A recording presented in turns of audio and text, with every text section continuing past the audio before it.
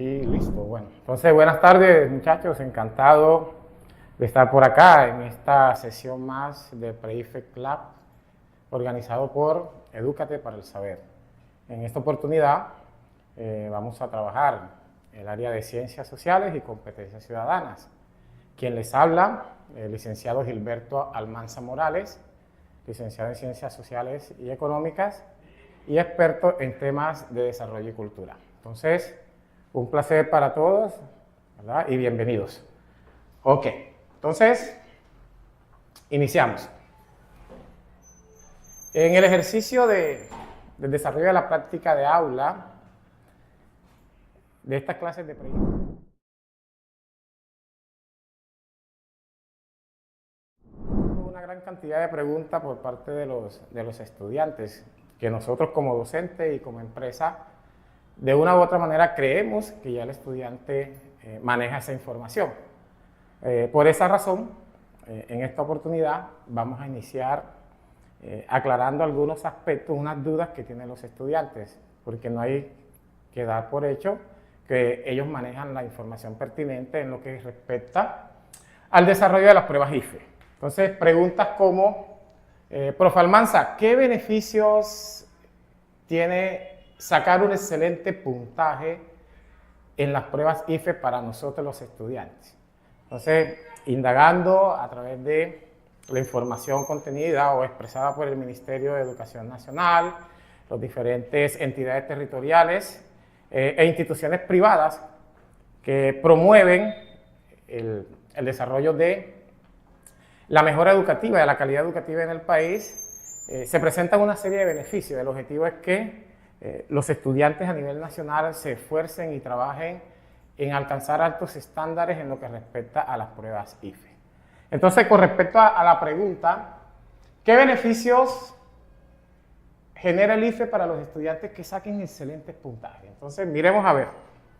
Resulta que se desarrolla una serie de becas estatales. Hay becas estatales. Vamos a un momentico aquí. Colocamos, vamos a pasar siguiente, vamos a tomar aquí el lápiz, el lector, eso, bien. Entonces, existen una serie de becas estatales ofrecidas por el Estado, tanto gubernamentales como entidades públicas que ofrecen varios beneficios con incentivos educativos. Incentivos educativos significa que los estudiantes van a tener el beneficio económico, ¿verdad? De desarrollar su pregrado en una serie de instituciones, universidades financiados, ya sea por el gobierno o por las entidades territoriales, en las que se pueden encontrar una financiación de hasta el 100% del valor de la matrícula con aquellos puntajes igual y superior a los 400 puntos. De igual manera, existen otras propuestas como la distinción Andrés Bello, ¿verdad? Este es un logro maravilloso que los estudiantes, al cual los estudiantes tienen que apuntarle. ¿Qué ofrece la distinción Andrés Bello? Esta otorga, ¿verdad? A los 50 mejores estudiantes, es decir, 50 estudiantes que sacaron los mejores puntajes en la prueba IFE a nivel nacional, la oportunidad de desarrollar su carrera profesional en la universidad que ellos deseen, con una beca del 100%. Entonces, distinción Andrés Bello, las becas estatales, y en cada una de las entidades territoriales certificadas, los alcaldes, los gobernadores, también están promoviendo incentivos a los estudiantes para que alcancen un alto nivel de calidad, ¿verdad? Y de nivel y estándar en las pruebas IFE como tal. Por esta razón, de igual manera se otorga al estudiante del grado 11º que presenta las pruebas IFE que obtengan la más alta puntuación en cada una de las pruebas del núcleo común del saber del Estado para que ingrese a la educación superior. Entonces, son beneficios que ofrecen las diferentes instituciones gubernamentales y las entidades territoriales a nivel de país. Por acá tengo otro dato, miremos acá. Aquí tenemos, regálenme aquí un momentico, eso,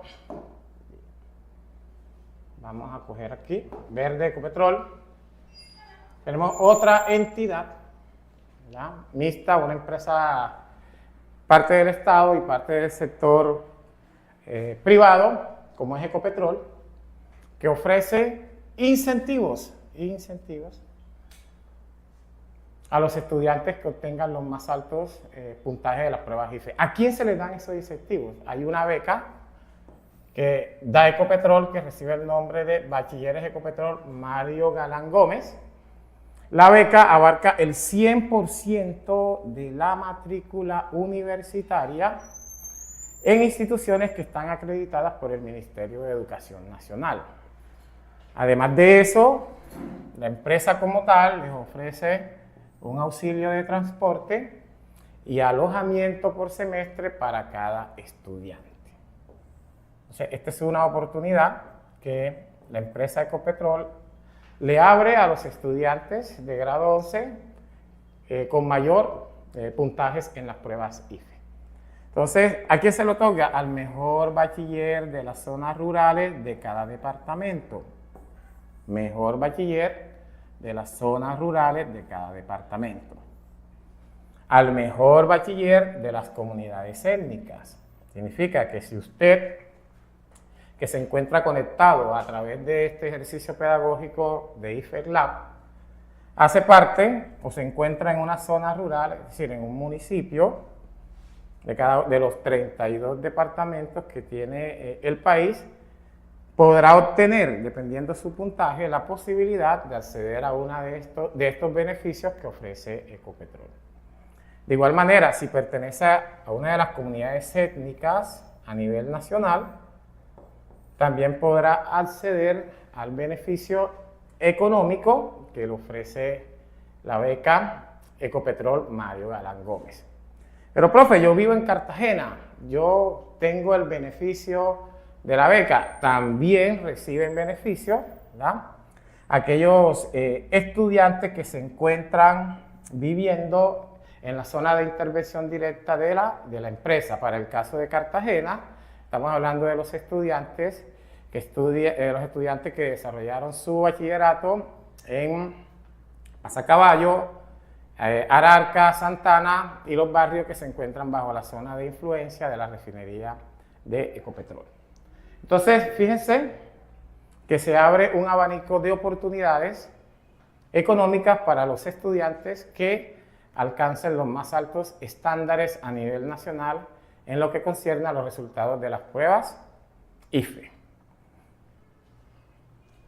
Recuerden, es importante que usted tenga claro estos beneficios. Ahora, la pregunta es, ¿cómo accedo a esos beneficios o cómo alcanzo un alto puntaje en las pruebas IFE?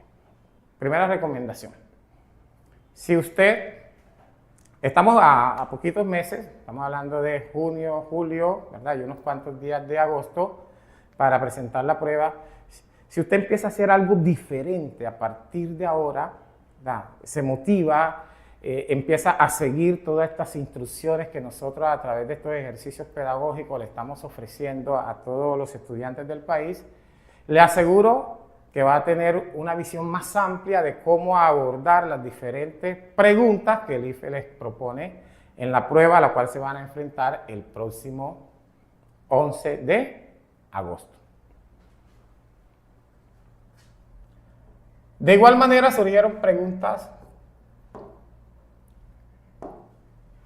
como la siguiente. No sé cuándo son las pruebas IFE. ¿Cómo así que no sabe cuándo son las pruebas IFE? No sé cuántas preguntas de sociales me voy a enfrentar, cuánto dura la primera sesión, cuánto dura la segunda sesión, qué materias vamos a encontrarnos en cada una de las sesiones que vamos a desarrollar en la prueba como tal. Bien, el IFE todos los años publica a nivel nacional lo que se conoce como la guía de orientación. En ese documento usted encuentra todo lo relacionado con la aplicación, desarrollo y los momentos que hay que ir desarrollando y aplicando para acceder a la prueba. Hay que hacer la diferenciación de calendario A y calendario B. Bien, las pruebas calendario A, este que está aquí es la guía de orientación que emanó el IFE para los colegios de calendario A. ¿Cuáles son esos colegios? Los que empiezan sus actividades académicas en enero, febrero, dependiendo la proyección de cada institución, y finalizan en el mes de octubre o noviembre, dado el caso. Entonces, calendario A. Los estudiantes de calendario A deben tener presente esta información que voy a compartir con ustedes en este momento. La prueba Saber 11, calendario A. Aquí ustedes desarrollaron una serie de momentos, la inscripción de la prueba, ¿verdad?, que estableció unas fechas límite, registro de recaudo, que es el pago de la prueba como tal. Tener presente que el próximo 26 de julio llegarán las publicaciones de las citaciones. Puede llegar a su correo o puede llegar al correo de su institución educativa. En esas citaciones, ¿qué les va a aparecer? Les va a aparecer la institución en la cual, o el sitio en la cual ustedes van a presentar la prueba IFE como tal. ¿Cuándo se va a aplicar esa prueba? No se les olvide, el 11 de agosto de este año. Profe, ¿y los resultados? Bien, aquí está la guía de orientación, publica que los resultados de las pruebas IFE para calendario A serán, valga la redundancia, publicados el 1 de noviembre del 2004. Por lo general empiezan a ser publicados, eso debe ser de viernes a sábado, a partir de las 11, 12 de la noche ya los estudiantes están verificando cuáles son sus resultados, cuáles son sus puntajes, y ahí pueden verificar cómo les fue en la prueba como tal. Y esperamos, con todo este andamiaje que Edúcate ha organizado para todos ustedes, que los resultados sean 100% satisfactorios. ¿Qué otras preguntas han desarrollado los estudiantes en este desarrollo de pre-IFE desde que iniciamos calendario A, desde febrero hasta la fecha? Las sesiones. Resulta que la estructura del IFE es la siguiente. En la primera sesión, ¿verdad?, los estudiantes se van a enfrentar a la prueba de matemática, a la prueba de lectura crítica, sociales y ciudadanas, ciencias naturales, y al final le aparece un cuestionario socioeconómico. Es importante que los estudiantes hagan el proceso de diligenciar este cuestionario socioeconómico, porque el IFE también se encuentra tabulando una serie de información relacionada con los bachilleres a nivel nacional. ¿Dónde vive usted? ¿Cuál es su estrato socioeconómico? Y esto es sumamente importante para el tema de las políticas que ellos pretendan desarrollar en el país. La segunda sesión, aquí encontré algo interesante. Años anteriores se empezaba con sociales y competencias ciudadanas. Me llama la atención que esta vez empieza con matemática. No sé si hubo error del IFE, pero si está así, de todas maneras hay que estar preparado para que en la segunda sesión aplicar en primer momento la prueba de matemática, seguida de sociales, ciencias naturales, inglés y el cuestionario socioeconómico. Significa que en la segunda sesión los estudiantes no van a trabajar lectura crítica. Y en la primera sesión, los estudiantes no van a desarrollar prueba de inglés. Entonces, esta, a grosso modo, es la estructura de la prueba como tal. Bien. ¿Cuántas preguntas tiene cada una de las pruebas en las distintas sesiones? Resulta que en matemática,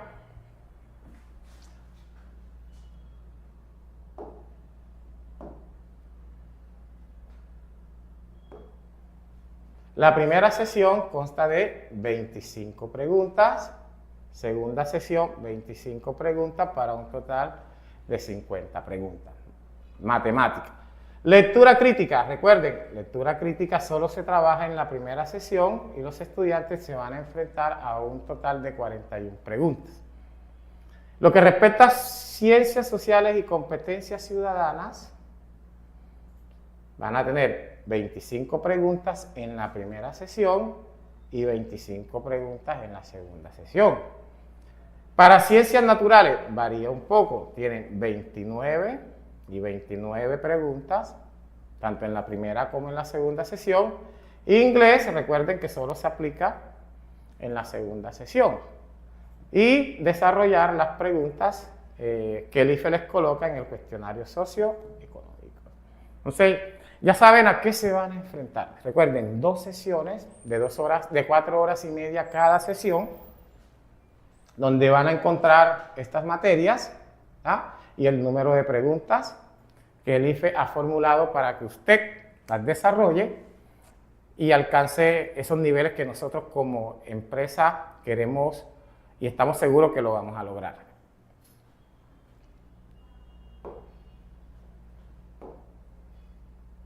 Bien, pasamos a... Vamos aquí. Ahora sí, entramos en materia de la prueba de ciencias sociales, ¿ok? Resulta que las ciencias sociales maneja 3 componentes básicos y las competencias ciudadanas. ¿Qué pasa ahí? 3 componentes básicos y la competencia ciudadana. Bien, miramos a ver aquí un momentico, pedimos...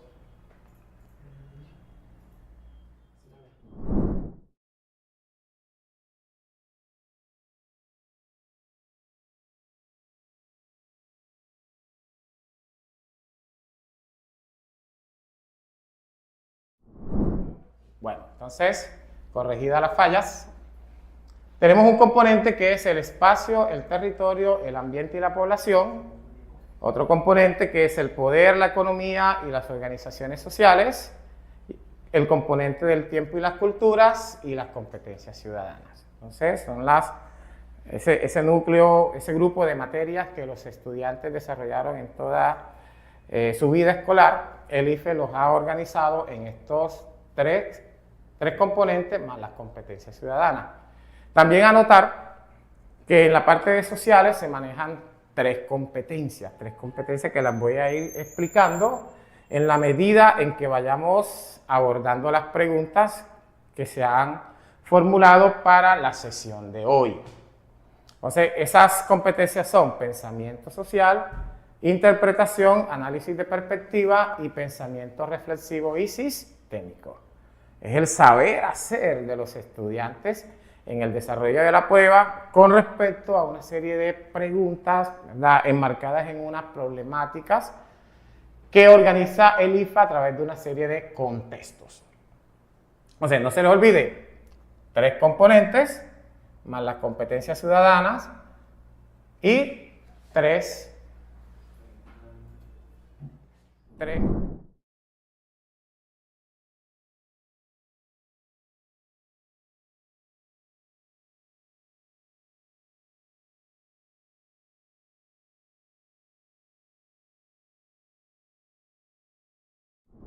Vamos a iniciar con la competencia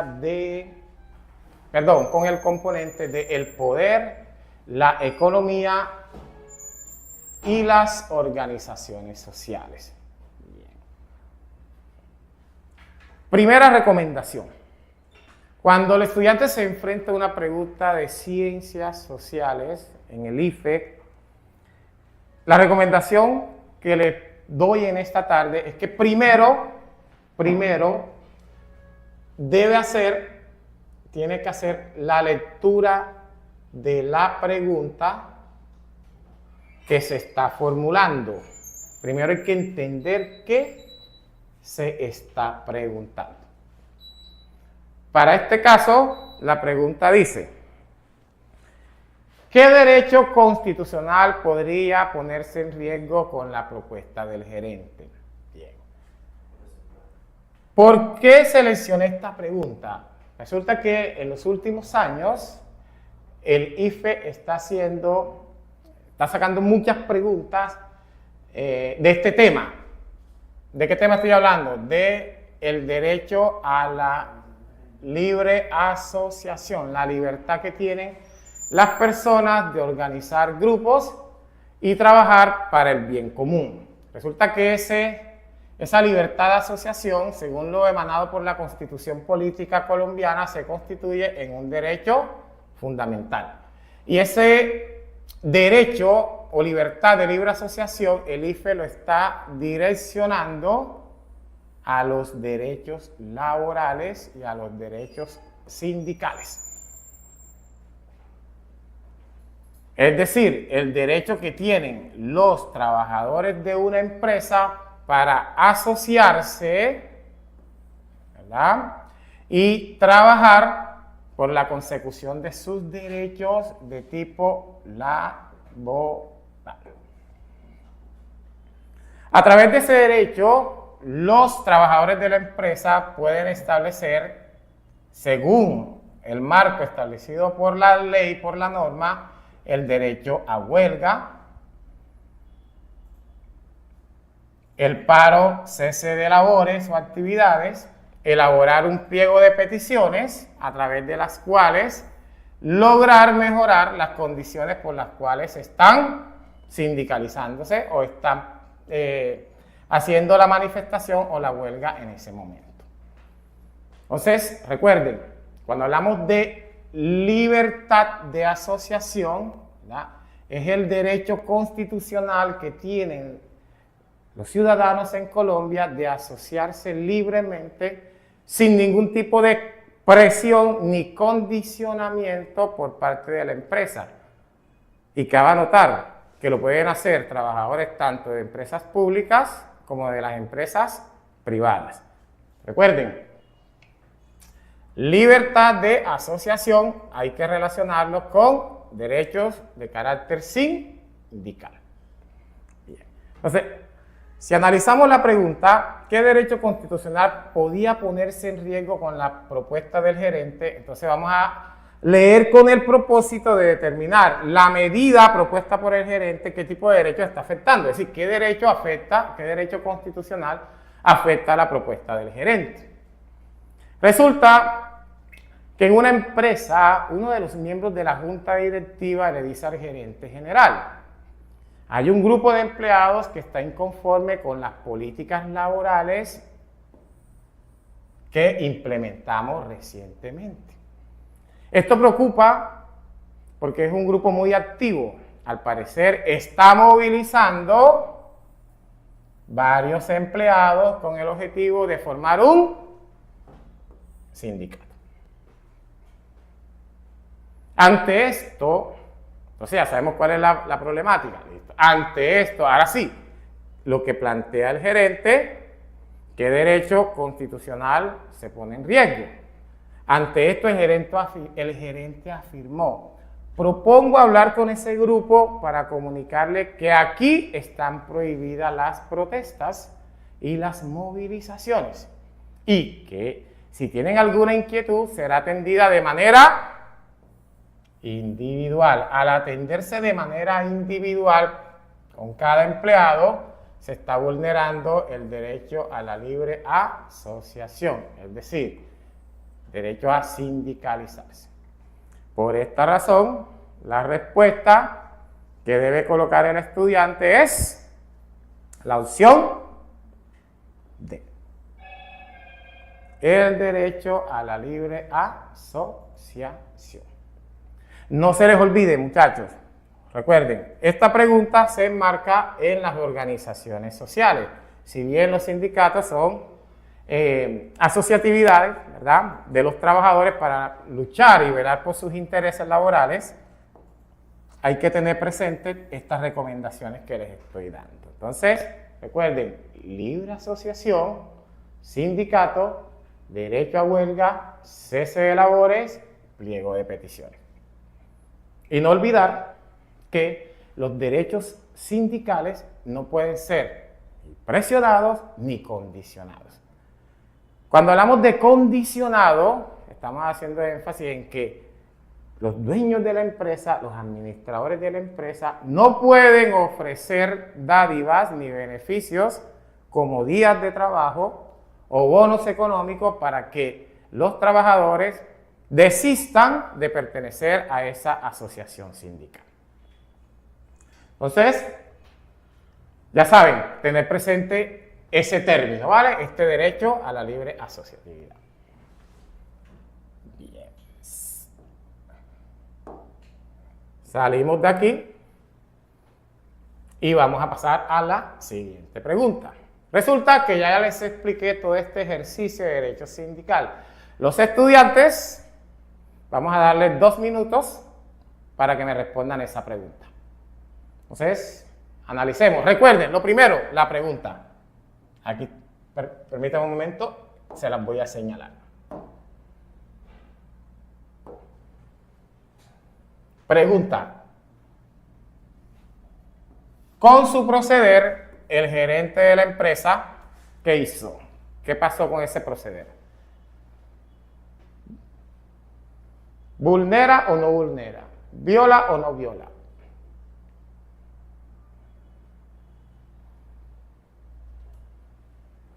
Vamos a ver cómo van los resultados.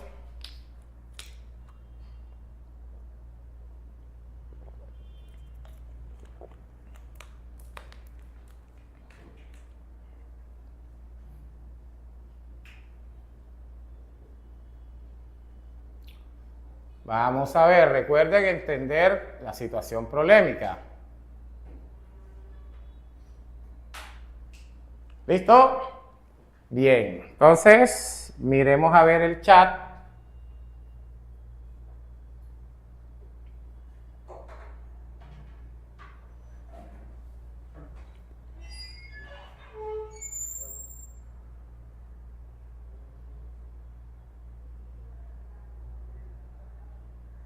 Bien, ¿listo? Eso.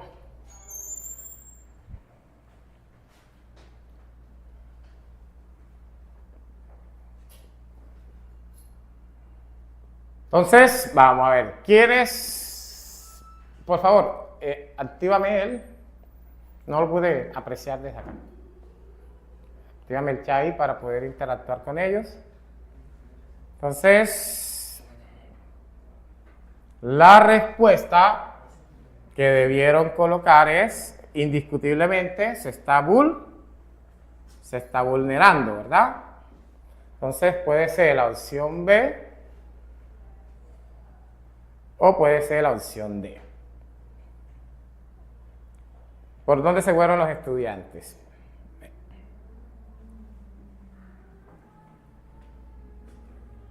Entonces, 53% dieron con la respuesta correcta. Un 23% se fueron con la opción B.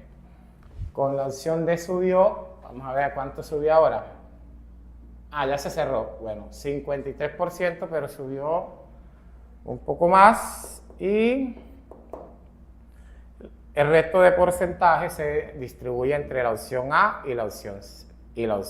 Entonces, en este caso, se está vulnerando el derecho sindical, derecho de asociatividad de los trabajadores. Miremos la opción B. Viola un derecho a los trabajadores suspendidos. Sí, hasta aquí es la situación problemática.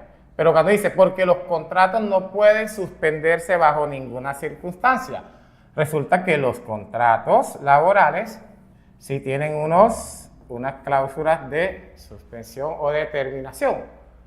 Significa que la opción B no es respuesta. Vale, no es respuesta. La respuesta que debieron colocar era la opción D. Viola un derecho a los trabajadores suspendidos porque estos no deben ser sancionados por convocar a una reunión. Si se sancionan por convocar a una reunión, se estaría vulnerando el derecho sindical que les dije hace un momento, que les expliqué hace unos minutos. Y promover, lógicamente, el derecho sindical lo que le apunta es a promover la organización de los trabajadores. Entonces, recuerden. Esta palabra, escríbala por ahí en su cuaderno, sindicato, o mejor, escríbala en una hoja de blog en grande y péguela en su cuarto. Entonces, sindicato, derecho a la libre asociatividad. Y esto se relaciona con los derechos de carácter, derechos de carácter laboral, ¿ok? Derechos de carácter laboral.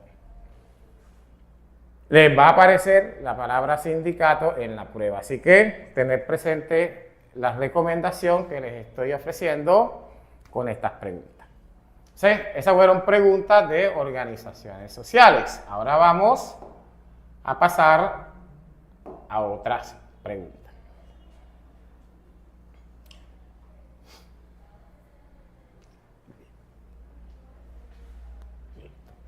Nos vamos a enmarcar en las preguntas del poder. Déjame señalo aquí el lápiz.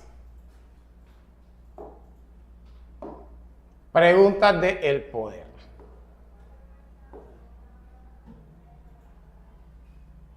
Colocamos acá para que no estorbe. Y empiezo explicando esto.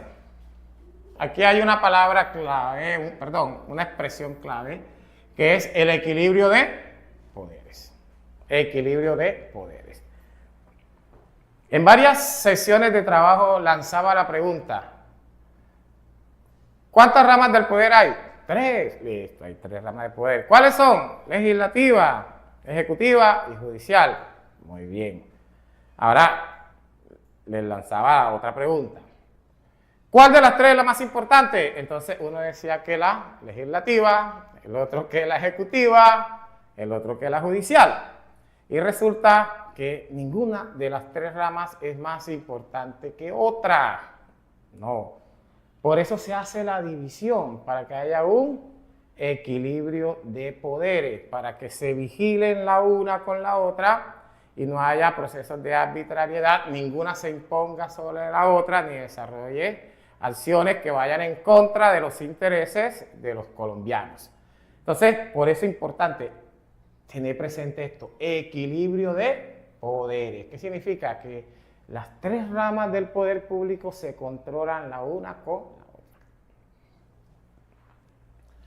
Aquí les traje esta sentencia de la Corte, mira, de la Corte Constitucional, la sentencia C-312 del año 1997. Habla sobre el principio de la separación de poderes. ¿Cuál es el objetivo de ese principio? Evitar la arbitrariedad. ¿Específicamente de quién?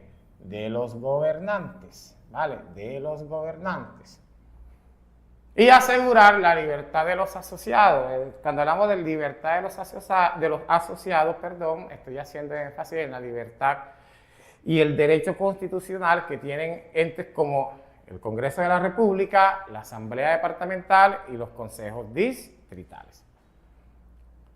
Por esta razón, se decide separar la función pública en cuántas ramas, en 3 diferentes ramas, de manera que no descanse el poder en una sola y que los diversos órganos de cada una de ellas, importante, se controlen. Ese es el objetivo de la división del poder. Se controlen, se vigilen, se equilibren. Por eso hablamos de equilibrio de poderes. De manera recíproca.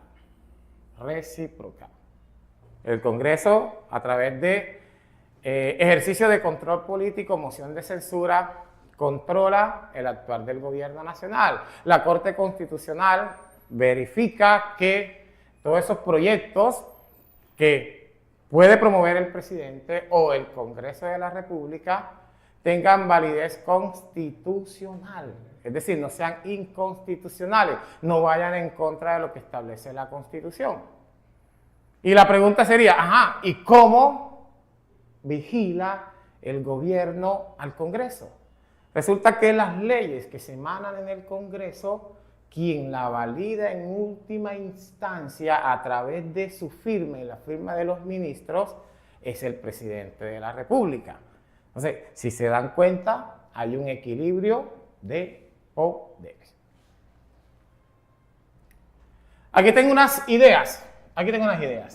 Se las organicé porque también están saliendo en las pruebas CIFE en los últimos años. El control político que puede desarrollar el Senado, la Cámara de Representantes, es decir, el Congreso de la República, sobre el gobierno nacional. Sí, puede hacer ejercicio de control político. Pero también puede hacer ejercicio de control político las asambleas departamentales sobre el ente o sobre el gobierno departamental, en este caso sobre el gobernador o cualquiera de sus secretarios de despacho.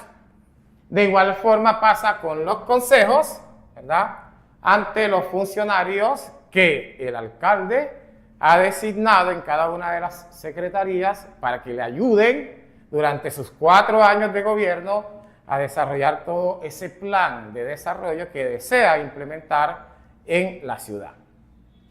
Ejercicio de control político.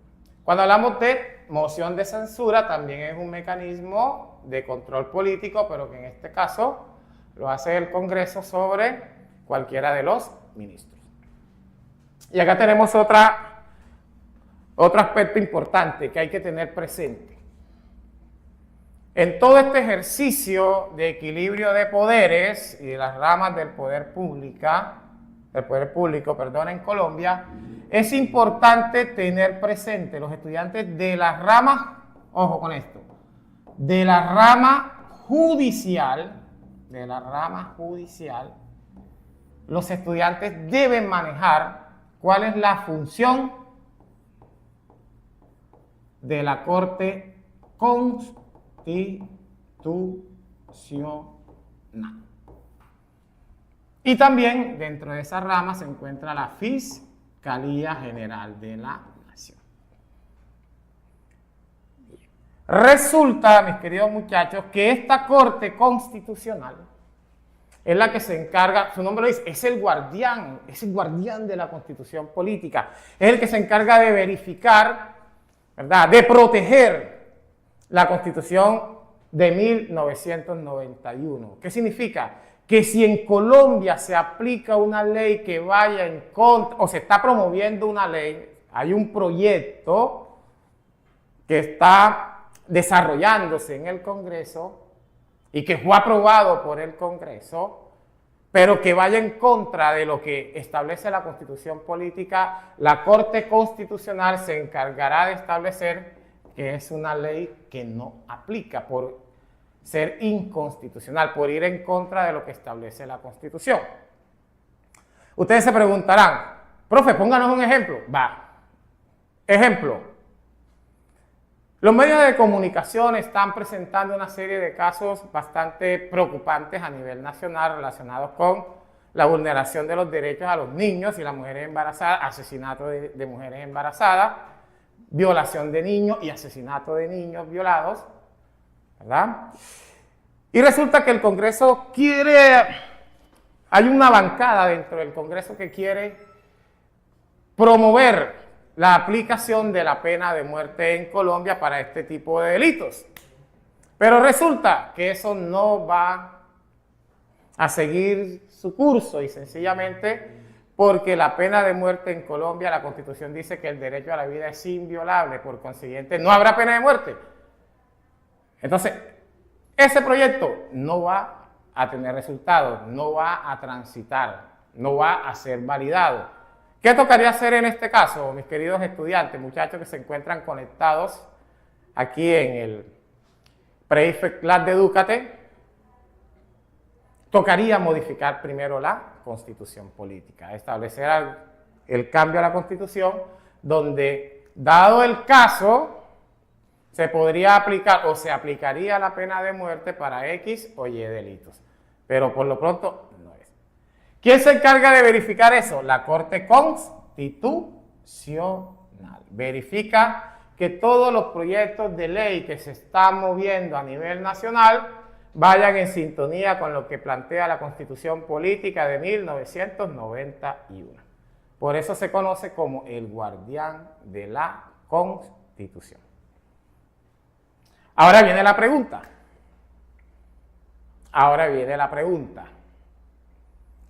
En Colombia, el presidente de la República tiene una función de control, equilibrio de poderes, control.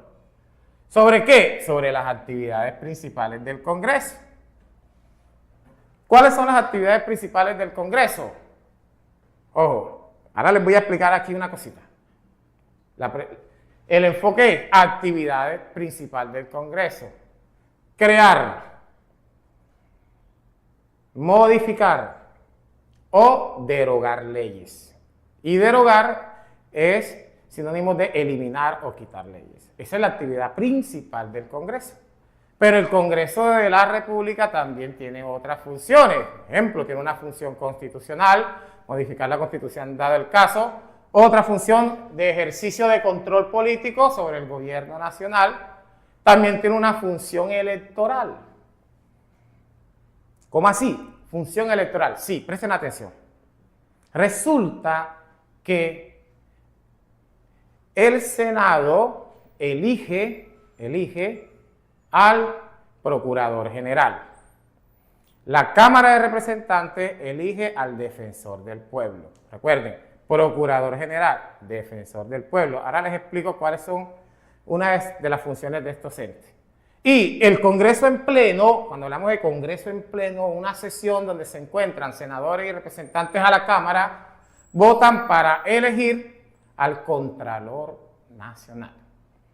Al Contralor, Congreso en pleno, Contralor General. Recuerden, Senado, Procurador General, que es el que vigila que los funcionarios públicos desarrollen sus funciones tal y como lo determina la ley. ¿Qué significa eso?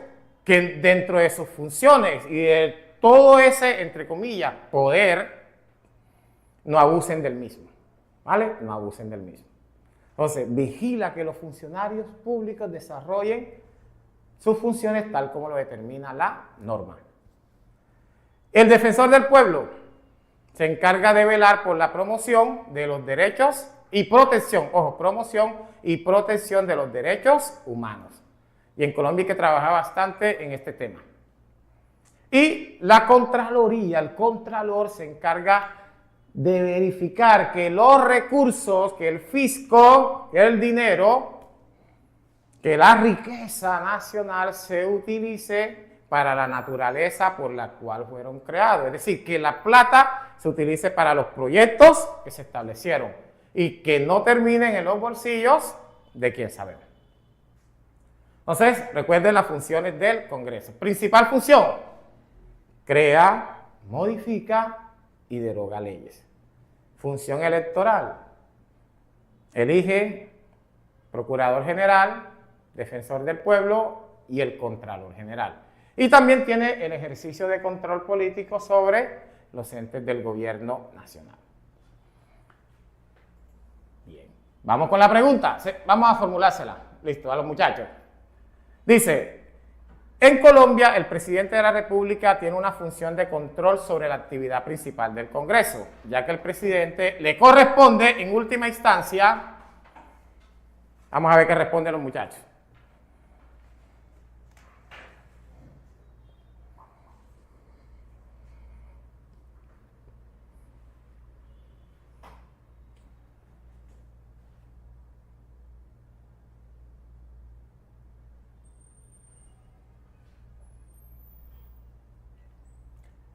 Le corresponde en última instancia al presidente. ¿Qué le corresponde en última instancia? Esto vamos a pasarlo acá. Y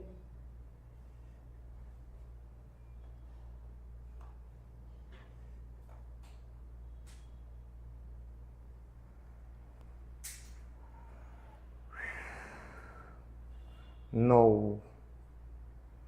Bien, vamos a ver. La D, C, D, A, C, A, C, A. Vamos a solucionar esta situación.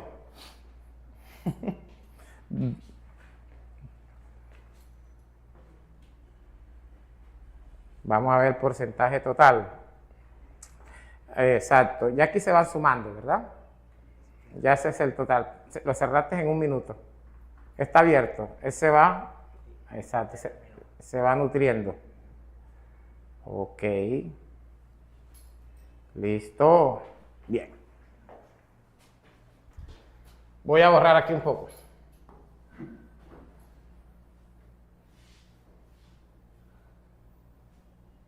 Ahora me vas a abrir nuevamente el chat de la pregunta, ¿viste? Ahora que yo te diga. Hace ese favor. Vamos a borrar aquí, limpiamos este lienzo y vamos a utilizar aquí el lápiz. Bien. Resulta que los estudiantes contestaron 46% se fue por la opción A. 46%. Por la opción D, 28%.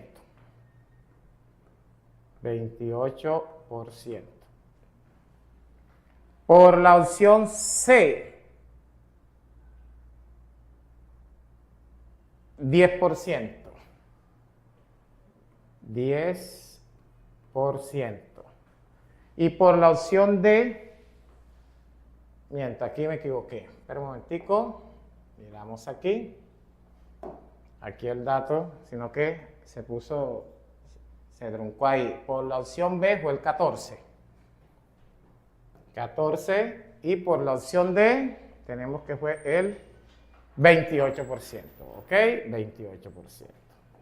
Bien. No le voy a decir cuál fue la respuesta correcta, porque voy a lanzar nuevamente la pregunta. Pero antes de lanzar la pregunta les voy a explicar algo.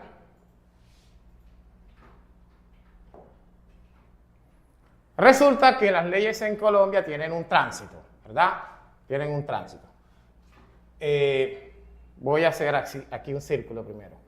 1, 2, 3 y 4. Tienen un tránsito. Las leyes surgen de una necesidad que tiene ¿quién? Que tiene el pueblo, ¿ok? Que tiene el pueblo. Y no son leyes, nacen como un proyecto de ley. Un documento donde se plantea la necesidad de crear esa ley. Bien. Ya sabemos que lo puede promover un grupo significativo de ciudadanos, una bancada del Congreso, el presidente a través de cualquiera de sus ministros. Se hace el proyecto, se radica en el Congreso, ¿verdad? Dependiendo la naturaleza del proyecto de ley, en el Congreso, tanto en la Cámara como en el Senado, hay unas comisiones, un grupo de congresistas expertos que se encargarán de analizar, evaluar el proyecto y verificar, aprobar o desaprobar su viabilidad. Resulta que le dicen que sí al proyecto, todavía sigue siendo un proyecto. Y se lo estoy explicando de esta manera para que lo entiendan. ¿Por qué? Porque si nos vamos a la naturaleza jurídica, nos vamos a demorar toda la tarde y toda la noche aquí para poder explicarles el tema. La Corte Constitucional verifica que ese proyecto de ley esté en sintonía con lo que plantea la Constitución política. Pila con esto para que vayan direccionando la respuesta. La Corte aprueba, sí. En última instancia, ojo con estos dos términos. Uno, se los voy a colocar aquí.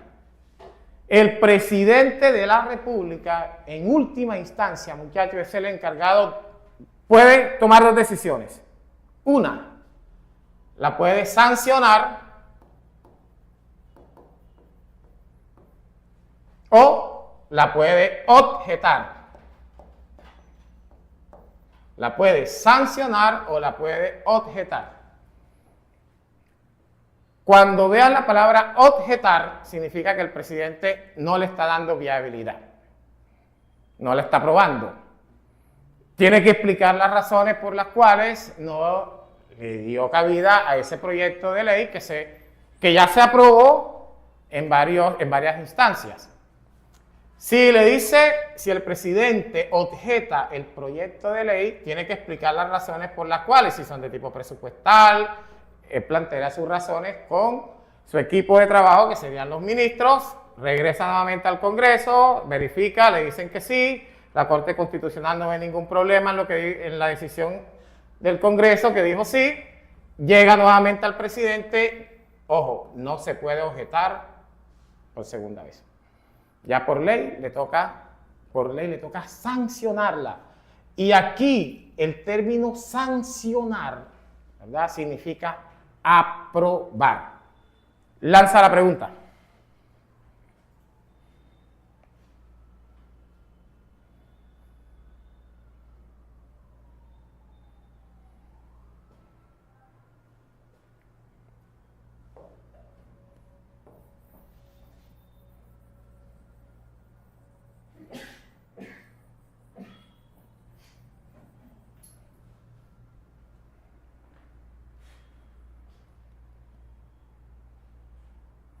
Vamos a ver cómo le va ahora. No acepto equivocaciones.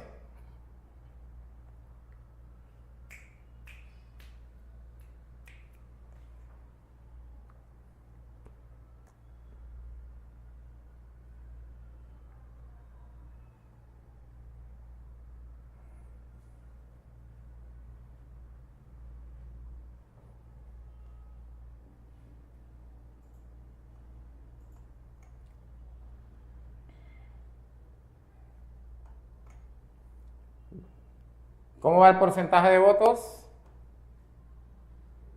Que acá no me lo muestra. ¿Qué cosa?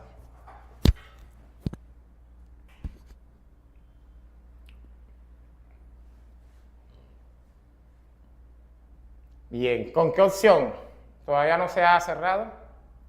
Ok, entonces vamos a esperar el tiempo para que los estudiantes den con la respuesta correcta. Vamos a poner aquí el paréntesis.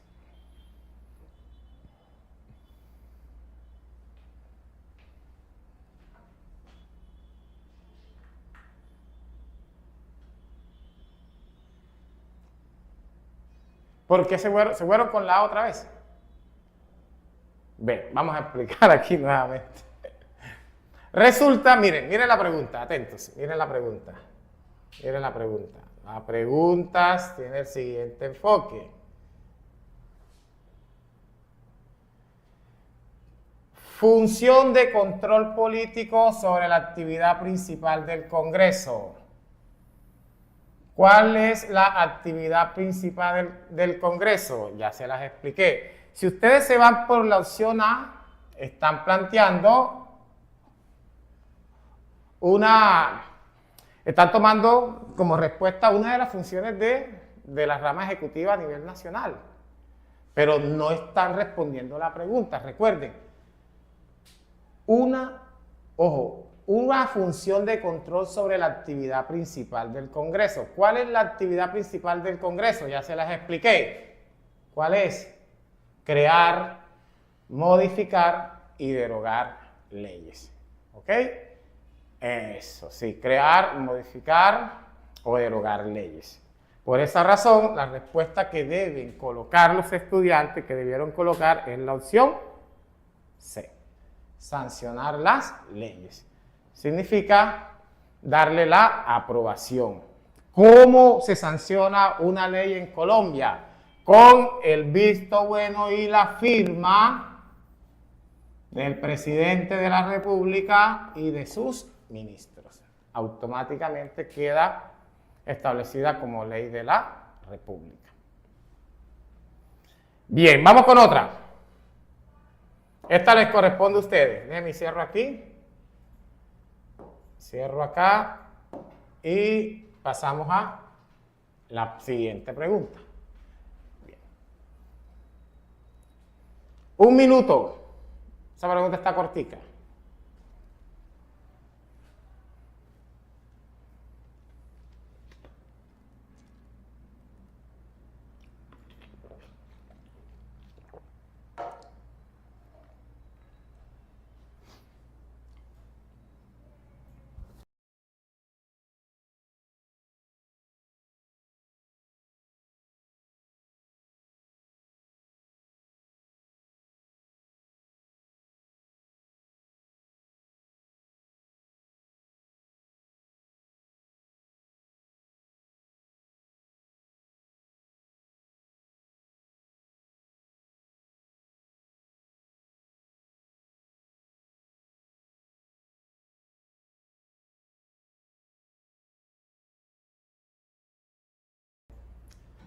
Ok, entonces vamos a ver cómo les va a los estudiantes en esta pregunta.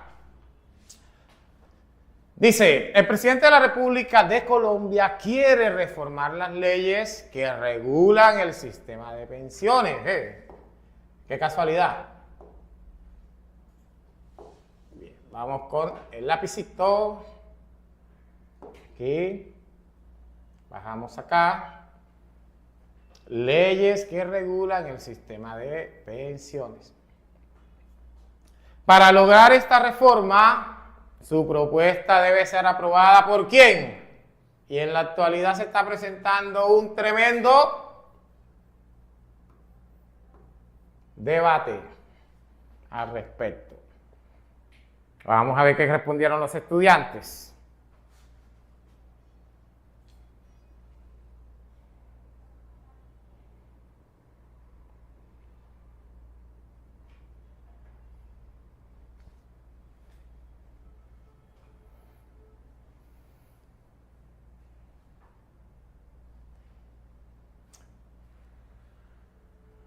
Entonces, el 50% de los estudiantes dio con la respuesta correcta, es decir, la mayoría de los miembros del Congreso de la República, que son los encargados, ¿verdad?, de debatir todas estas reformas en relación al marco de las leyes en el país.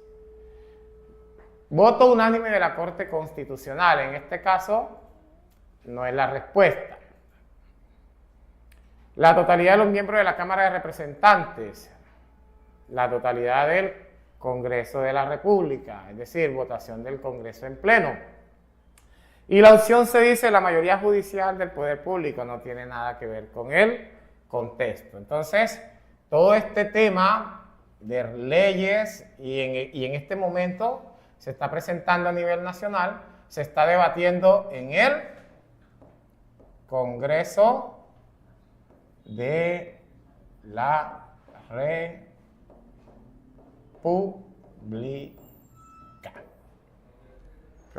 Entonces, la respuesta que debieron colocar los estudiantes fue la opción D. Opción D. Bien. Vamos con otra. Ahora pasamos, bueno, repasemos aquí una antes, porque me di cuenta que todavía hay unas falencias en este ejercicio. Bien. Recuerden, importante tener presente el tema de equilibrio de poderes. La función de la Corte Constitucional, que es salvaguardar, ¿verdad?, la Constitución política, por eso se considera el guardián de la Constitución política. El ejercicio de control político, la moción de censura que desarrolla el Congreso, ¿verdad?, o los órganos colegiados como las asambleas departamentales y los consejos sobre los entes gubernamentales, sea departamental y municipal.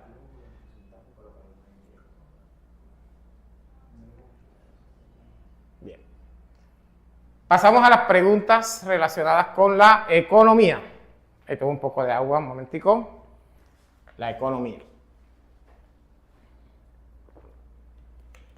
Ya hicimos preguntas de las organizaciones sociales, hicimos preguntas del poder.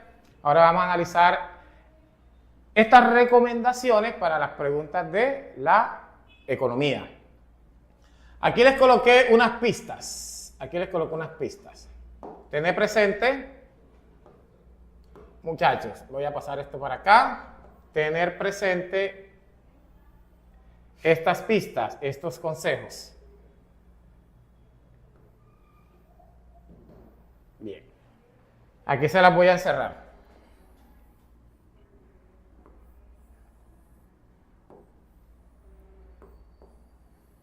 Entonces, empezamos por acá. Dice, estrategia mediante la cual los países eliminan o reducen sustancialmente sus barreras arancelarias. Ajá, ¿con cuál de estos conceptos lo relacionamos? Eliminar o reducir sus barreras arancelarias.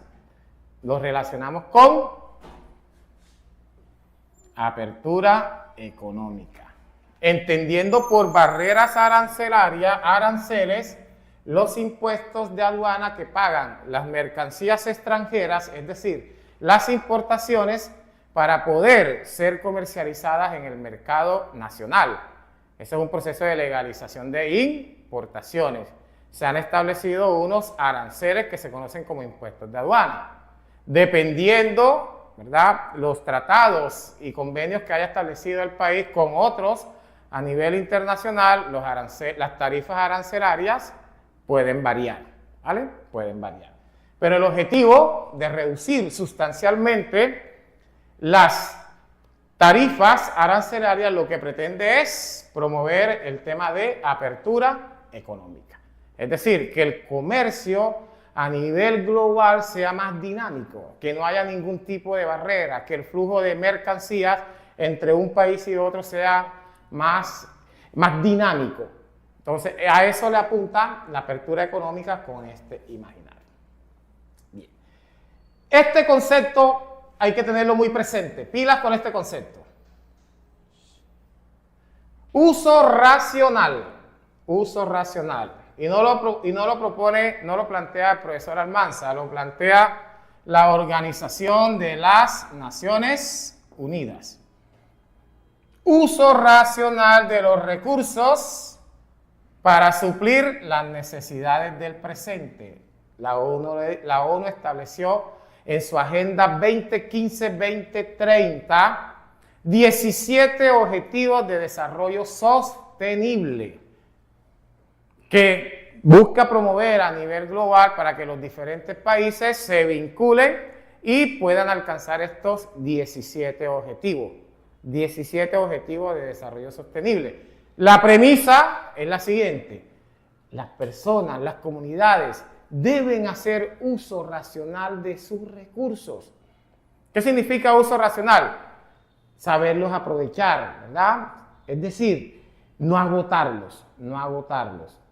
¿Con qué propósito? Con el propósito de que las generaciones futuras también accedan o tengan el privilegio de utilizar los recursos que nosotros estamos, valga la redundancia, utilizando en el momento. En eso se enfoca el desarrollo sostenible, uso racional de los recursos naturales con el firme propósito de preservarlo para las generaciones futuras. Significa que esta pista que les coloqué aquí se relaciona con desarrollo sostenible. Vuelvo y les recalco, importante manejar este concepto. Por acá tenemos otra pista, búsqueda de la igualdad. Búsqueda de la igualdad. Redistribución de la riqueza. Y abolición, es decir, eliminar las clases sociales, entre otras. Redistribución de las riquezas. Estamos hablando ahí de el control que poco a poco puede desarrollar el gobierno sobre las entidades privadas. En la medida en que esto se logre, ¿verdad?, y que también se unifique, ¿verdad?, una sola clase social, estamos haciendo el tránsito de un modelo socialista a un modelo comunista. ¿Cuándo llegamos al comunismo? Cuando no existe diferenciación de clase, una sola clase social. Y la clase social que se promueve a través del comunismo es la clase trabajadora, es decir, el proletariado. Recuerden, proletariado, clase trabajadora. Y control por parte del Estado del sistema productivo. Que el Estado controle todo el sistema productivo. Significa que está en contra de la propiedad privada y de la diferenciación de clase. ¿Por qué? Porque considera que eso genera mucha desigualdad. Concentración de la riqueza en manos de pocas personas y acumulación de la pobreza en una gran masa de ciudadanos. Entonces, aquí tenemos que esta pista se relaciona con el socialismo. Vamos con esta. medida a través del cual se protege la industria nacional. ¿Cómo se protege la industria nacional? ¿O de qué se protege? Más bien, ¿de qué se protege la industria nacional? De las mercancías, ¿verdad?, y artículos que vienen de otros países. ¿Y por qué? Porque a veces entran a competir en el mercado nacional a unos precios más bajos. ¿Y qué genera eso? Que la productividad nacional, la empresa nacional, entre en crisis. ¿Por qué? Porque no puede competir, sus costos de producción son muy elevados y al ser elevados no le va a permitir competir con los precios de los productos que vienen de otros países. ¿Qué hace el Estado para proteger la empresa nacional en esta medida o en esta situación? Le aplica los aranceles. Aranceles. Recuerden, acá busca reducir o eliminar los aranceles. Acá busca aplicar. ¿Y por qué? Porque acá se está en contra de la apertura económica. En la medida en que se aplican aranceles a los productos extranjeros, el precio de ellos aumenta. Significa que el producto nacional puede entrar a competir en mejores condiciones que los productos extranjeros. Esta pista la relacionamos con un modelo de carácter proteccionista. Y queridos estudiantes, ustedes en la prueba se van a encontrar con estos conceptos, ¿ok? Se van a encontrar con proteccionismo económico, se van a encontrar con liberalismo, apertura económica, desarrollo sostenible, socialismo y la última pista que les he colocado por acá, defiende el mercado libre, mínima intervención del Estado, por cual se promueve la privatización de las empresas públicas. Eso lo relacionamos con neoliberalismo, que son unas políticas económicas, ¿verdad?, promovidas por el Fondo Monetario Internacional en su momento, con Estados Unidos, Gran Bretaña, para activar el comercio a escala global, plantearon estas políticas. ¿En Colombia? Sí, en Colombia pasó. Y puede que les salgan unas 2, 3 preguntas que están rondando por ahí en relación con la apertura económica en Colombia. ¿Qué hizo el gobierno colombiano? Para vincularse a estas políticas neoliberales, empezaron a un proceso de privatización de las empresas públicas. Por eso hoy en día, esas empresas que en la década del 80 estaban controladas por el Estado, en la actualidad se encuentran controladas por el sector privado. Eso en el marco de las políticas neoliberales. Entonces, la pregunta dice, en este fragmento se describen medidas económicas que caracterizan las medidas que se plantean ahí. ¿Qué tipo de modelo está caracterizando? Si la economía colombiana no se abre al exterior, si no exportamos agresivamente, si no se facilita importar, si no recibimos inversión extranjera, si no competimos con el exterior, y ahí le está dando la pista, si no estimulamos el sector productivo para que compita internacionalmente, si no pensamos en grande y que no somos centro del mundo, sino una parte pequeña que no puede funcionar aisladamente, no vamos a tener una economía de expansión. La respuesta que usted debió colocar es apertura económica. Apertura económica. Bien. La que viene les toca a ustedes. Vamos a ver cómo les va en esta. Salimos de aquí.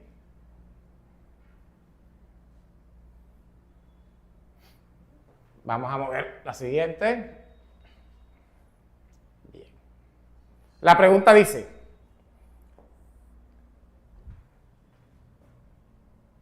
cogemos el lápiz.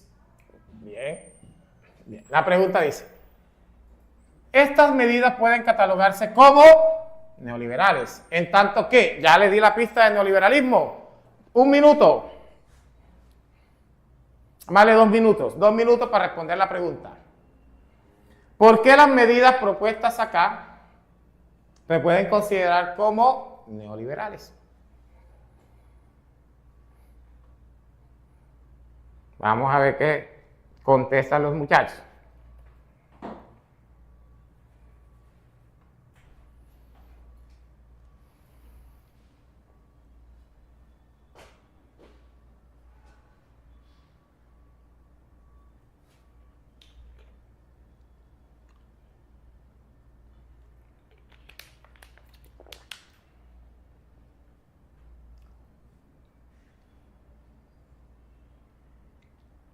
Recuerden la pista que les di en la diapositiva anterior sobre neoliberalismo.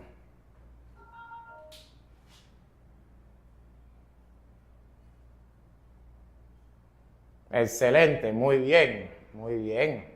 Todavía siguen contestando. Vamos a darle 30 segundos más.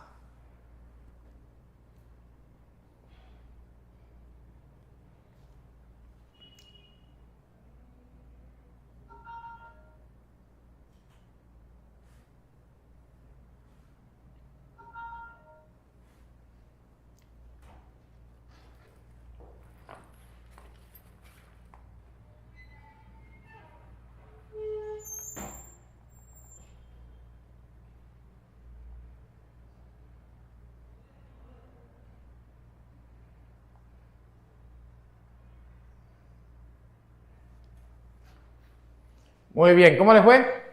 ¿Cómo estuvo el resultado?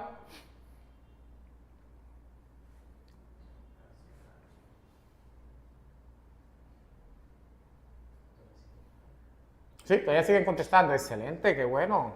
Bien. Neoliberalismo.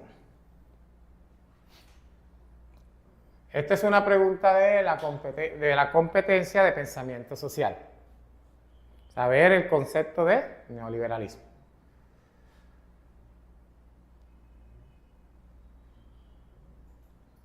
Listo, cerrado. Ok, bien. Entonces, muchachos, vamos a ver los resultados de la pregunta. ¿Cómo estuvo el porcentaje? Miramos a ver.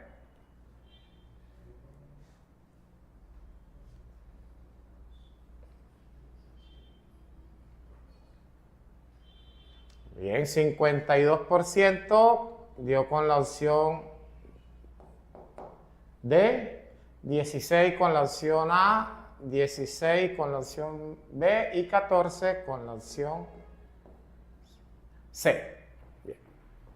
Entonces, una de las características del neoliberalismo que les expliqué en la diapositiva anterior es que lo que se pretende con las políticas neoliberales es reducir el tamaño del Estado. ¿Qué significa eso? ¿O qué pretende? Que la participación del Estado en las actividades comerciales o en las decisiones del mercado sean mínimas. ¿Ok? Sean mínimas. Su participación debe direccionarse solo a la regulación de algunas actividades económicas. Ahora, ¿por qué no es la A? Porque no es una característica del neoliberalismo. Aquí está hablando de que implica un manejo arbitrario de la dinámica económica del país por el gobierno nacional. Todo lo contrario, lo que pretende es que el gobierno nacional tenga una mínima participación en este tipo de decisiones.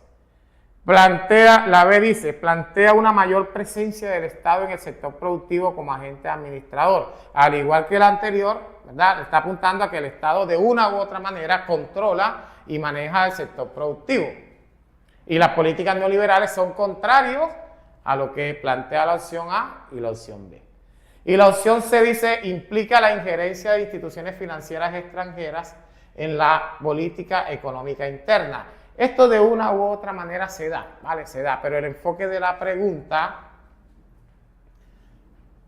estas medidas, ¿cuáles medidas? La reducción o la mínima participación del Estado en el proceso comercial. El enfoque de la pregunta no se hace sobre la injerencia de instituciones financieras internacionales o globales como el Banco Mundial y el Fondo Monetario Internacional. No, aquí lo que plantea en el contexto de la pregunta es que la reducción del Estado, ¿verdad? La reducción, o mejor dicho, la participación del Estado en el ejercicio o en la toma de decisiones económicas sea mínimo, busca reducir a la mínima expresión. Por esa razón, la opción que debieron colocar los estudiantes es la opción D. Opción D. Bien. Con esta pregunta terminamos, ¿verdad?, la presentación.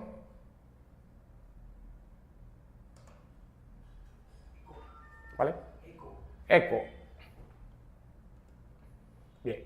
Con esta pregunta terminamos ese grupo relacionado con el componente del poder, la economía y las organizaciones sociales. Bien, pasamos a otro componente.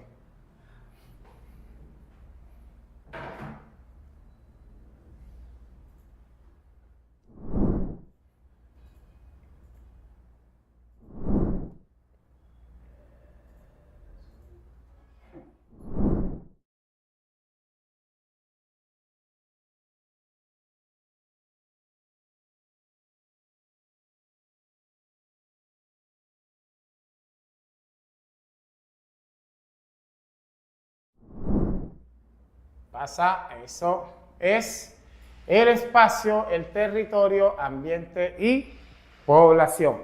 Espacio, territorio, ambiente y población. Bien. Resulta que en esta pregunta, haciendo un análisis de la dinámica de la práctica de aula en todo este ejercicio de pre-IFE que hemos venido desarrollando en las diferentes instituciones, me he encontrado con una falencia que tienen los estudiantes, que no manejan los conceptos relacionados con la multiculturalidad y con la plurietnicidad. Es decir, ese componente étnico, ¿verdad?, que plantea la Constitución Política y que promueve el IFE a través de estas preguntas, los estudiantes no lo manejan. Por eso hoy traje aquí unas pistas que vamos a ir relacionando, ¿vale? Unas pistas que vamos a ir relacionando. Entonces, empezamos con la primera pista.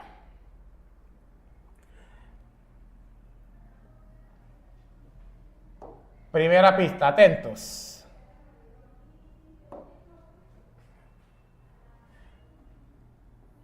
Colombia es un estado pluriétnico y multicultural.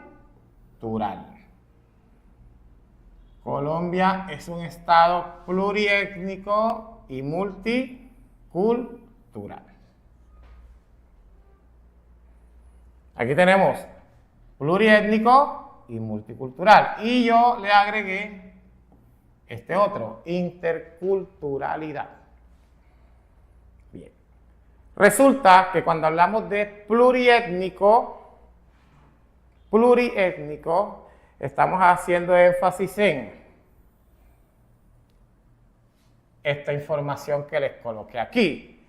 Cúmulo, una variedad de tendencias y tradiciones culturales de distinto origen, distinto. Diversidad, otra palabra que hay que tener presente, diversidad.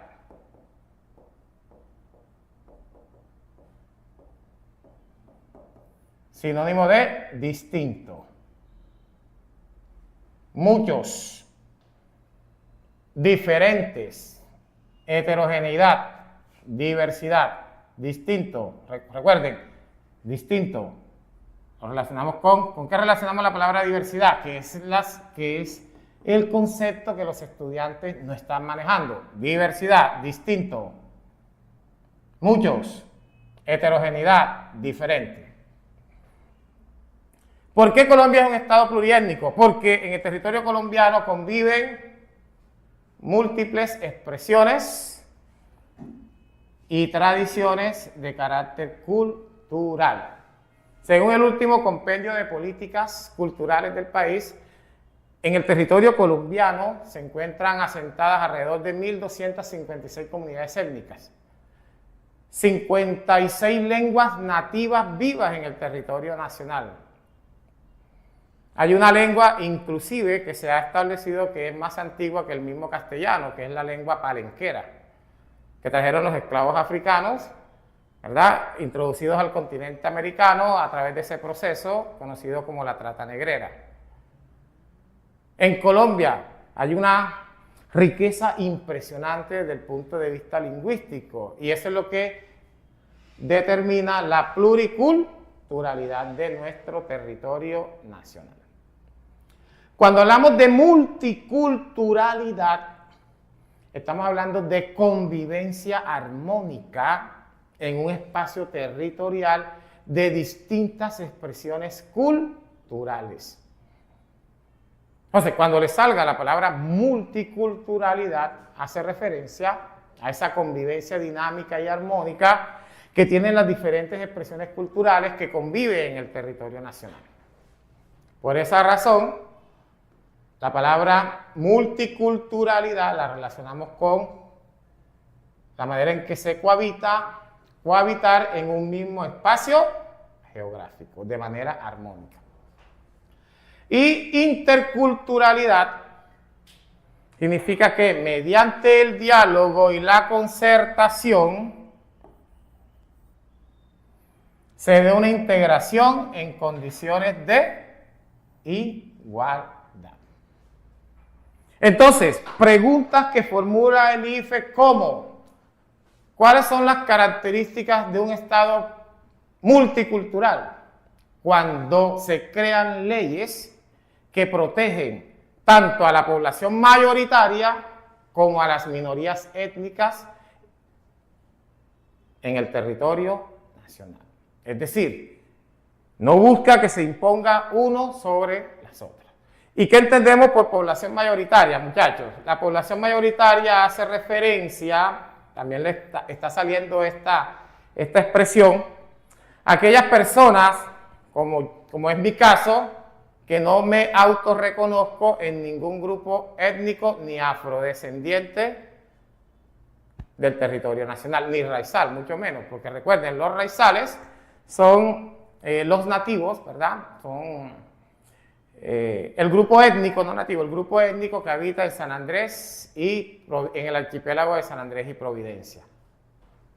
Entonces, la pregunta dice: la razón que mejor sustenta esta decisión es que, de acuerdo con la Constitución, entonces, ¿con qué objetivo vamos a leer?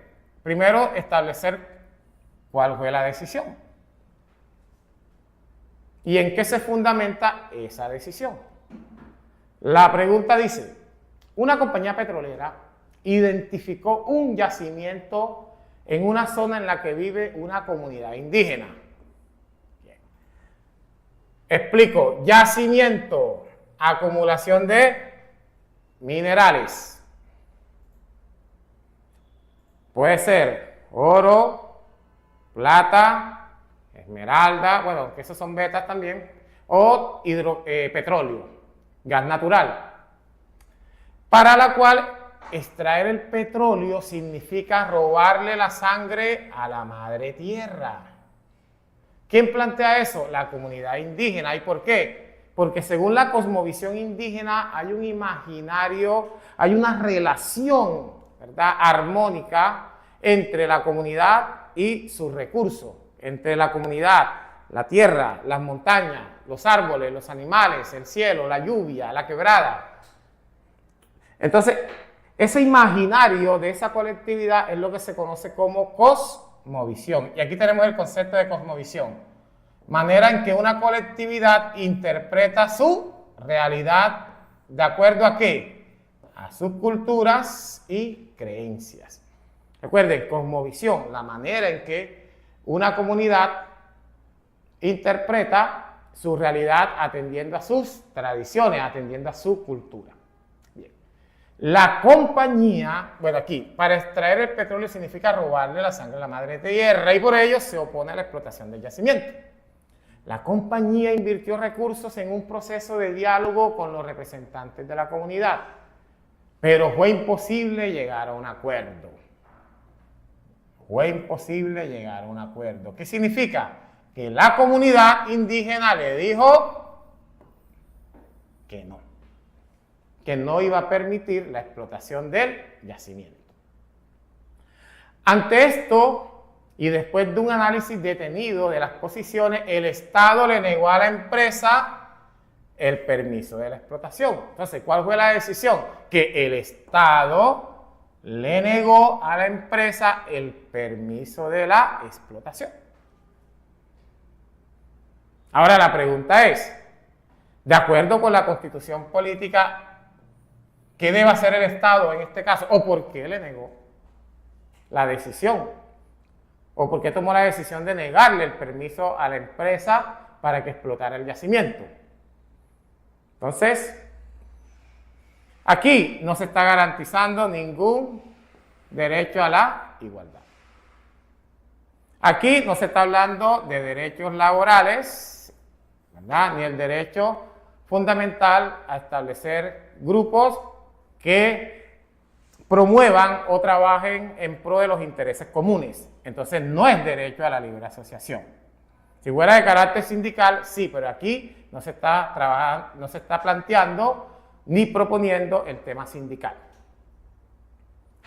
Proteger el medio ambiente, sí, todavía no se está explotando y el problema no es de afectación del medio ambiente, sino el problema es la posición que tomaron las comunidades indígenas frente a la explotación del yacimiento porque consideran que al sacar el petróleo están desangrando a su madre tierra. Por esa razón, la respuesta que debieron colocar los estudiantes es proteger la diversidad étnica y cultural. Excelente, muchachos. Bien. Bien. 82%. Maravilloso. Me gustó eso. Vamos con otra. Esta les toca a ustedes. Esta les toca a ustedes.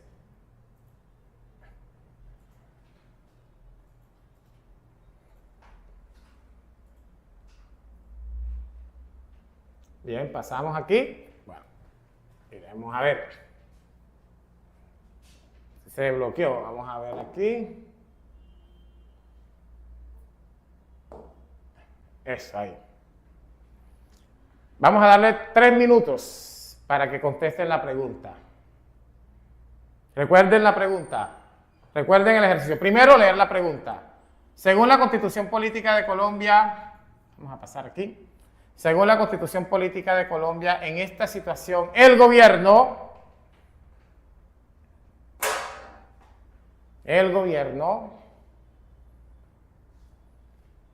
la decisión del gobierno,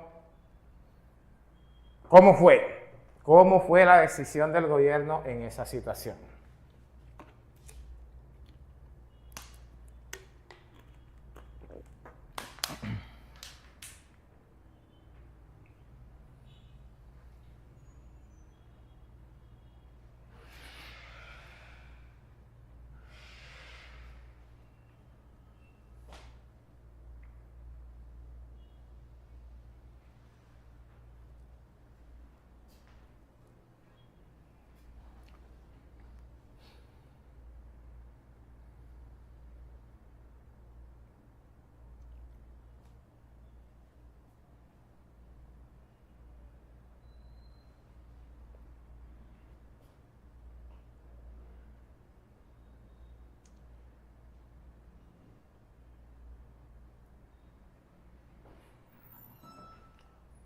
Recuerden la pregunta. Según la Constitución Política de Colombia, en esta situación, el gobierno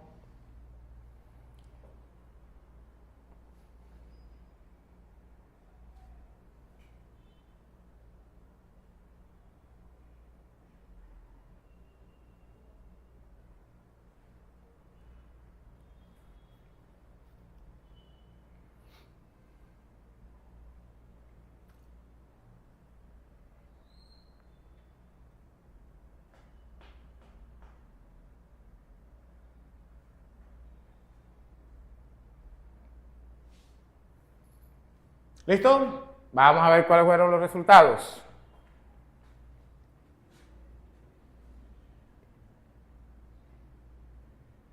Aquí en esta pregunta le voy a enseñar algo importantísimo, así que presten mucha atención.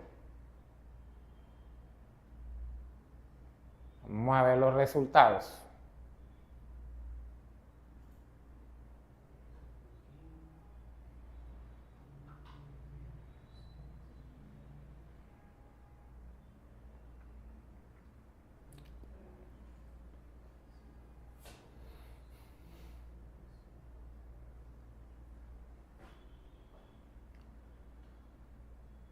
Bien, 59% dio con la respuesta correcta. A ver, 59%. 59% dio con la respuesta correcta. 30% se fue con la opción A. 5 y 5. 5 con la opción B y 5 con la opción D. Bueno. Atento a esta recomendación, muchachos.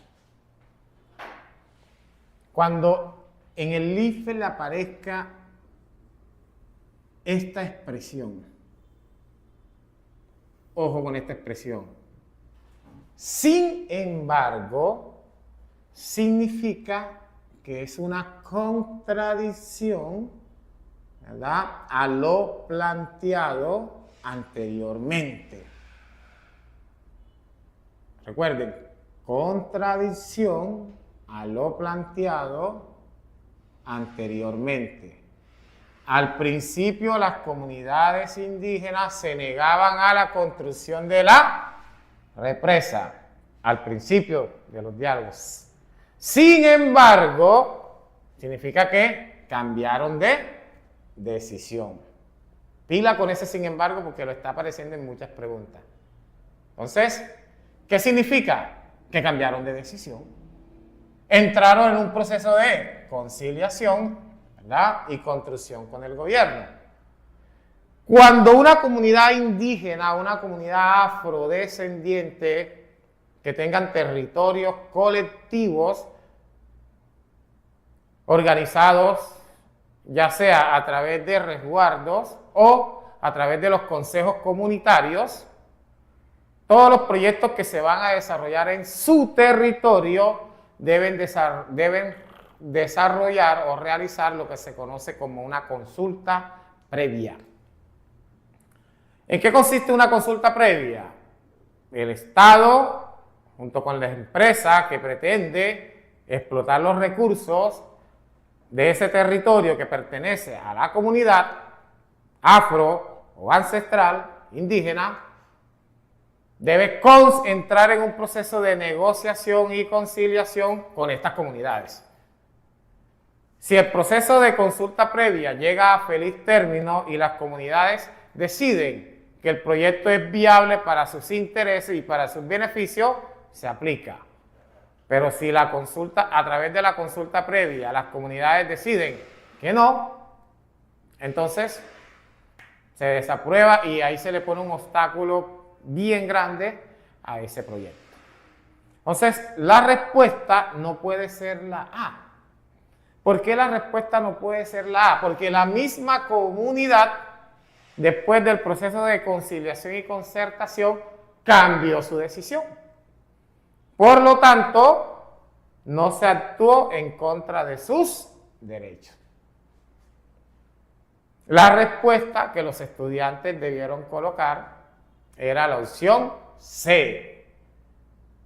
El 59% dio con la respuesta correcta. Dice, según la Constitución Política, el gobierno mostró respeto por la comunidad indígena, sí, llamó no les impuso nada, los llamó para que desarrollaran ese proceso de conciliación, de concertación. Las comunidades que al principio decían que no, se dieron cuenta que podían salir beneficiados del proyecto, ¿verdad?, y dijeron que sí. Recuerden el sin embargo. En este orden de ideas, el gobierno actuó como lo determina la Constitución y pensando en el bien común. Cuando hablamos de bien común, lógicamente, para las comunidades indígenas, ¿verdad? Y para el resto de la población del país, que se va a beneficiar con los recursos económicos de esa actividad. Entonces, tener presente el sin embargo, no se les olviden, es una contradicción, ¿verdad?, a lo planteado anteriormente. Significa que se cambia de decisión. Si anteriormente se dijo sí, si anteriormente ya cambió, ahora es no. Si anteriormente se dijo no, después cambió al sí. Vamos con otra. Salimos de aquí, pasamos a otra. Esta pregunta dice, de acuerdo con el anterior texto, ¿cuáles de las siguientes actividades genera más presión antrópica?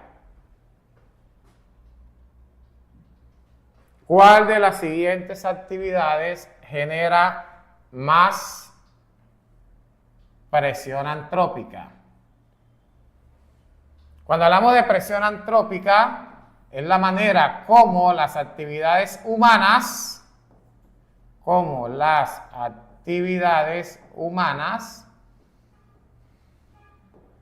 afectan el medio.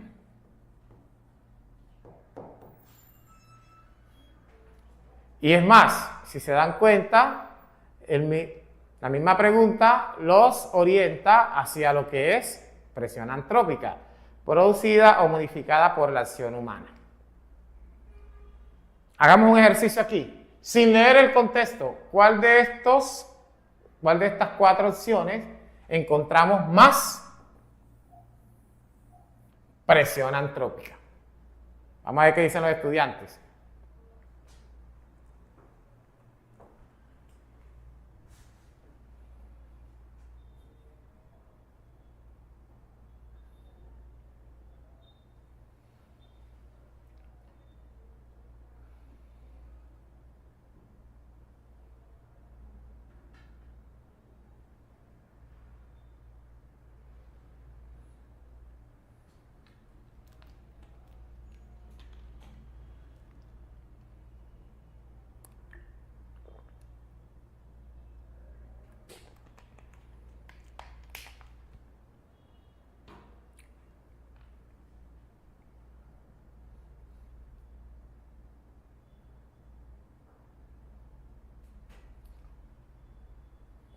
¿Cómo van los puntajes?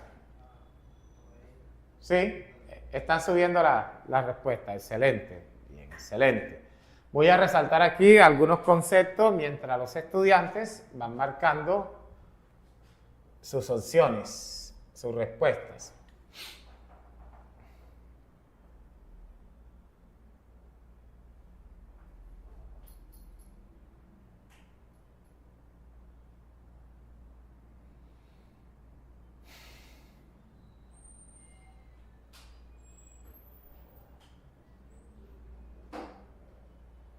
Bien, irreversible.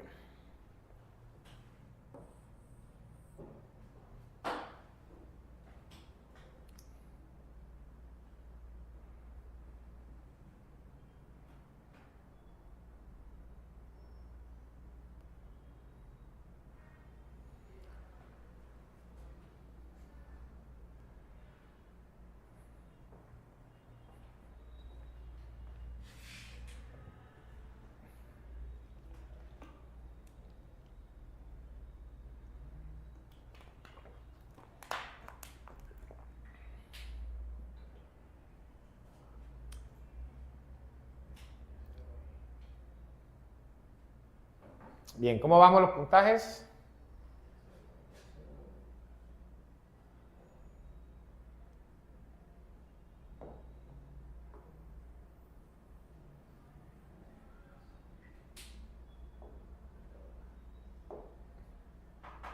Ok.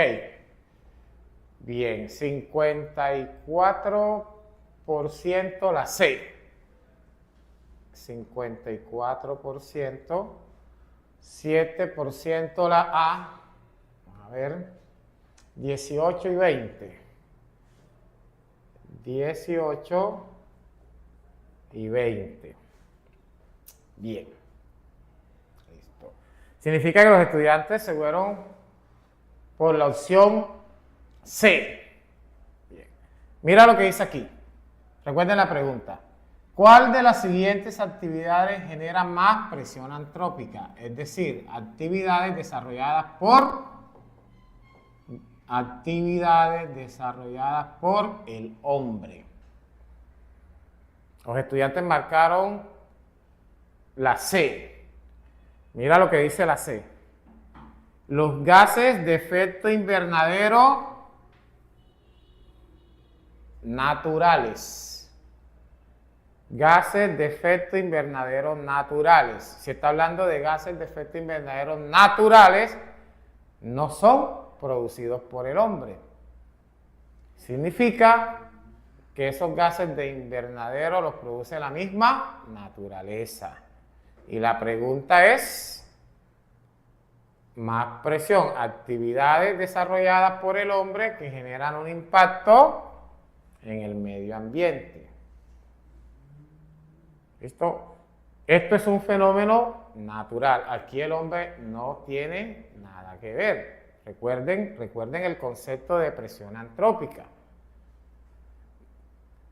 ¿Cuál era la respuesta? La respuesta es el suministro de bienes, en la fabricación de bienes económicos, se contamina el medio ambiente, se explotan recursos naturales que se convierten en materia prima o insumos para la producción de esos bienes industrializados.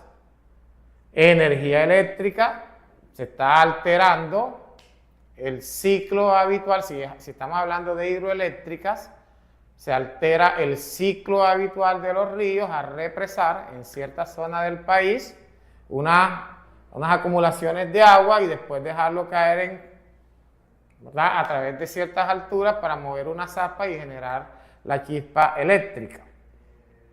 Extracción de minerales, estamos hablando de explotación minera, ahí sí se altera el medio ambiente porque utilizan excavadoras, utilizan una serie de maquinarias que va deteriorando el ecosistema, que va deteriorando el medio ambiente. Entonces, si usted analiza en cuál de las opciones hay más actividad del hombre, la respuesta que usted debió colocar era la opción D. Se fueron por la C por los gases de efecto invernadero. Sí, esto está generando el calentamiento global, pero te está hablando que son gases de efecto invernadero naturales. No son los gases de efecto invernadero antrópicos generados por el hombre, no, por las actividades humanas. Te está haciendo aquí, te lo está mostrando, naturales. Entonces, ojo con eso, muchachos. Hay que estar pilas. Aquí señalé dos palabras. Bio, vida. Diversidad de vida en un espacio geográfico. Irreversible, que después que sucede no hay manera de recuperarlo, de rehacerlo, ¿verdad? Ya, ni modo. Hay daños irreversibles, sí, hay daños irreversibles sobre el ecosistema, sobre el medio ambiente. ¿Y quién lo provoca? El uso irracional de los recursos naturales. Recuerden, debemos tener una mentalidad de sostenibilidad. Utilizar de manera racional los recursos con el firme propósito de preservarlo para las generaciones futuras. ¿Eso qué le garantiza? Le garantiza calidad de vida y también le puede estar garantizando el tema de seguridad alimentaria. Bien. Vamos con otra, todavía nos queda tiempo para una más. Salimos de aquí.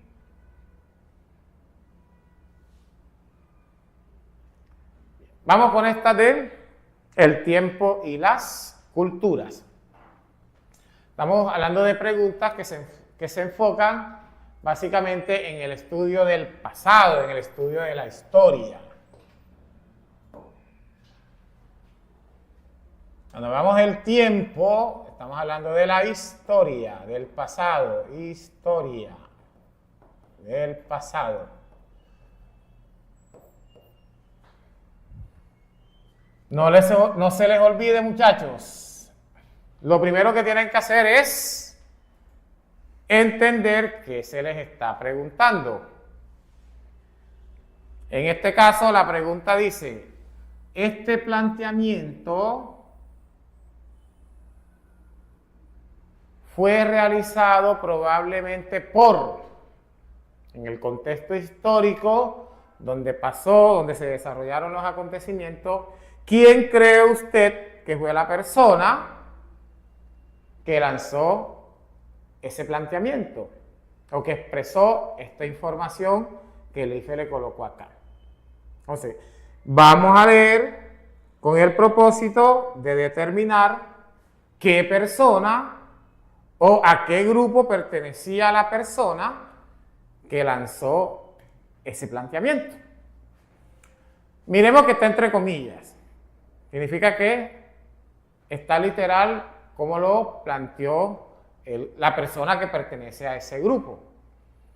El actual conflicto armado que enluta a varias regiones y amplios sectores de la población colombiana afecta de manera directa o indirecta a toda la nación. Somos conscientes, significa que la persona que lanzó la expresión hace parte también del conflicto armado. Somos conscientes de la nefasta influencia totalizadora de este flagelo, es decir, de este problema, sobre los diversos estamentos de la vida nacional, ya sea en el ámbito político, económico, social. Toda guerra, de hecho, compromete a la población civil, destruye la economía de las regiones y subvierte los valores sociales. La guerra que desató la subversión, la guerra que desató la subversión, ahí está, planteando o lanzando una expresión hacia quien considera él que fue el culpable de esa guerra que ha afectado y que nosotros conocemos como conflicto armado. Y cuando hablamos de subversión, en Colombia estamos haciendo énfasis de los grupos subversivos, aquellos que se levantaron en armas contra el gobierno nacional y que para el caso que estamos analizando son las guerrillas de izquierda política.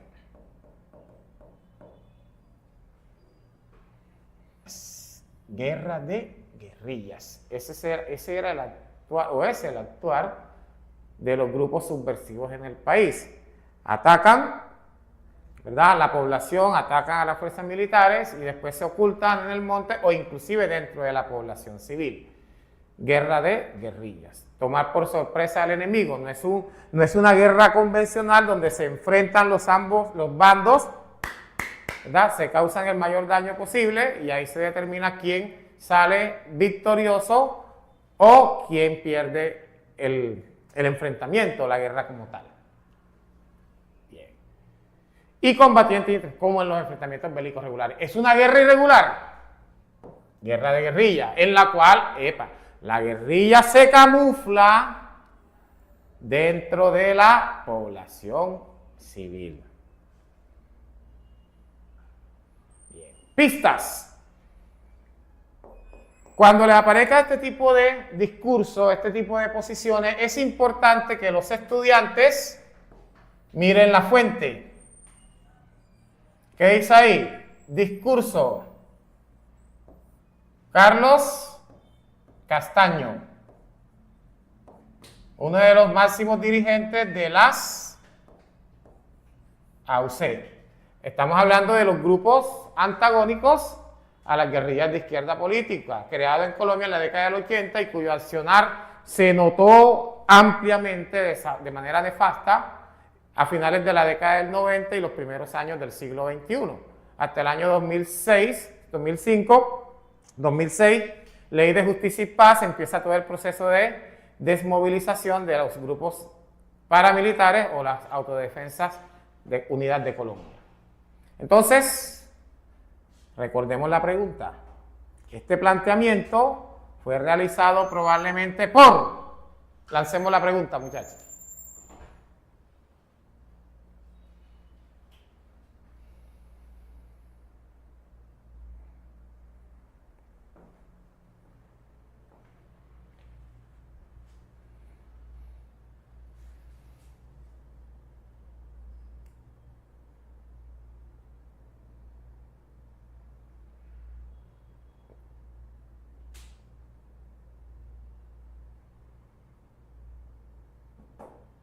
¿Listo? Bien, entonces, muy bien, muchachos.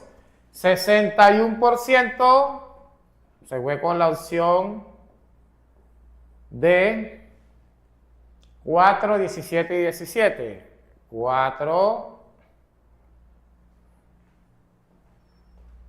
17 y 17.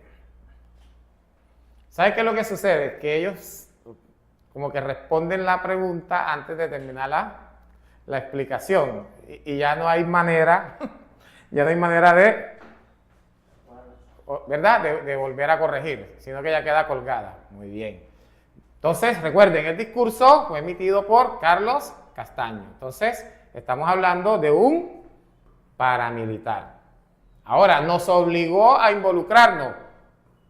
Un empresario no se va a involucrar para hacerle frente a un grupo subversivo, declararle la guerra a un grupo subversivo, porque señala que las consecuencias indirectas del conflicto sobre la economía nacional.